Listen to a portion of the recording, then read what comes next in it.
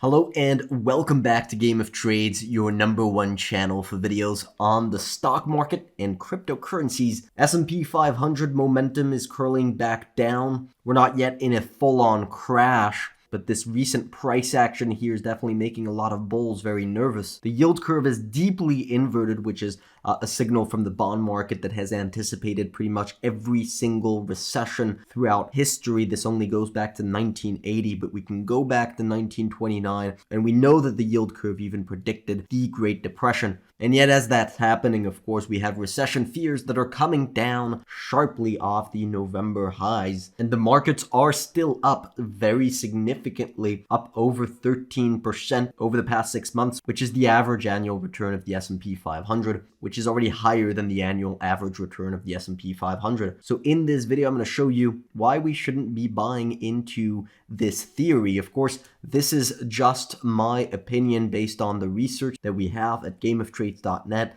Take everything that you hear from me and anybody else on social media with a grain of salt. And of course, do not forget to click on the like button down below because that makes a massive difference to the channel.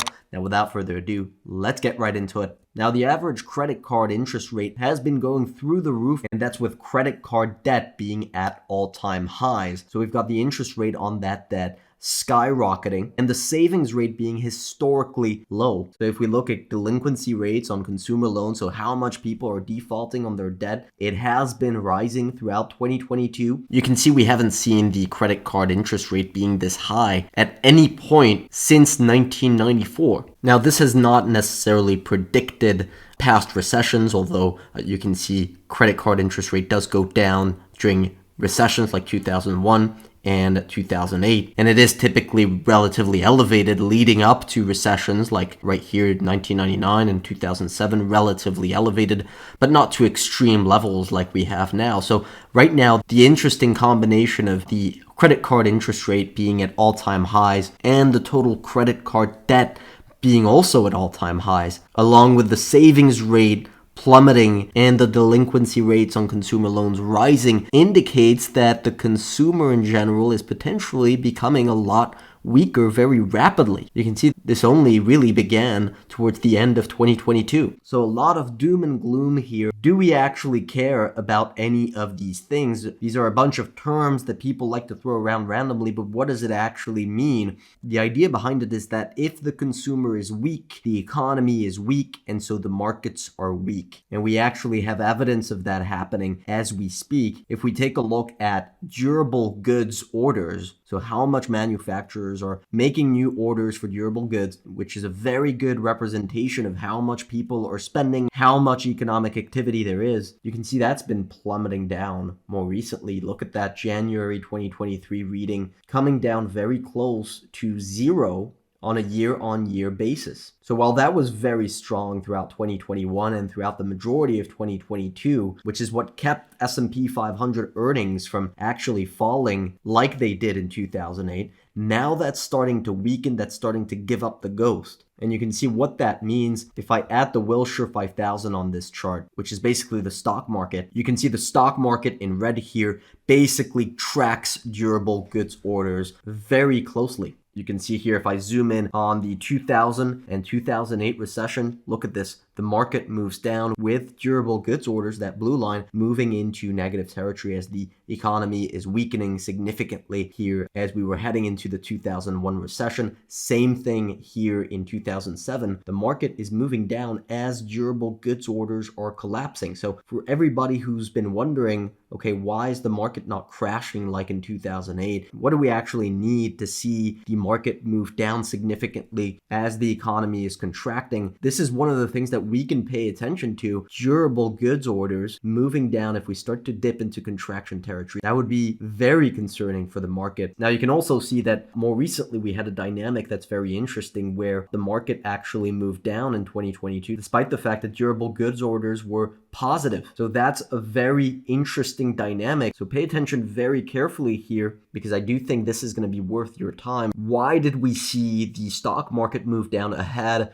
of durable goods orders that were actually staying up? Why did that actually happen when we didn't actually see that happen any time since 1994? Now, this might come as a shocker to you, but yes, it's been driven by the Federal Reserve that's been hiking its rate and so compressing valuations. So PE ratios that were trading at around 25 or above 25 back in 2022, they're now sitting at 21. So that's around a 20% decline in valuations from above 25 to 21, which is exactly what drove this bear market throughout 2022. So we had around a 20% drop in the market as a result of a 20% contraction in valuations because of the Fed. Now what we could actually see is something along the lines of what we had in 2000 and 2008. As we see the economy start to weaken, as we see consumers spend less, default on their debt, you're going to start to see these durable goods orders dip down into contraction territory. That's something that we expect in 2023. And that's when you can have the second leg of the bear market that looks a lot more like what we had in 2000, and in 2008, which, by the way, is exactly what we said would not happen in 2022, right? If you were a subscriber to Game of Trades throughout 2022, you'll know that we were saying that the consumer was healthy, that the economy was strong,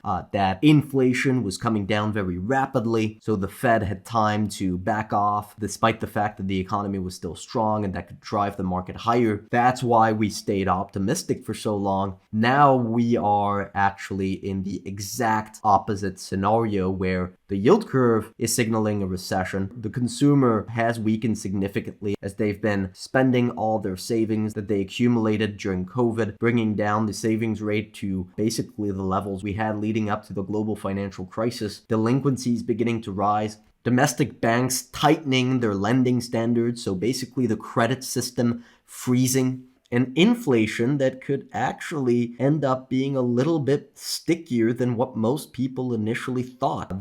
What's happening right now, you can buy into it. You can use that to get optimistic on the market because in April 2020, it timed the bottom. In March 2009, it marked the bottom. But we think this is quickly going to start to turn back up and head on higher before really peaking during the actual recession in 2023. We downgraded our S&P 500 target on the 4th of February, right here as the markets were making this local peak here. Perhaps that was a perfect timing. Perhaps the market is going to bounce here off this key zone of support, retest that level before heading down. We do have quite an extensive short-term scenario that's highlighted on our tactical watch list at Game of Trades. We update our short-term convictions multiple times a week on this watch list, along with the key assets that we think are relevant today, the targets that we have, the key levels that we're watching, and how we're thinking about these positions regarding our model portfolio. Now, all of that seems quite doom and gloomy, but that's really what we're seeing right now in the market. That's our opinion. That's what our research shows.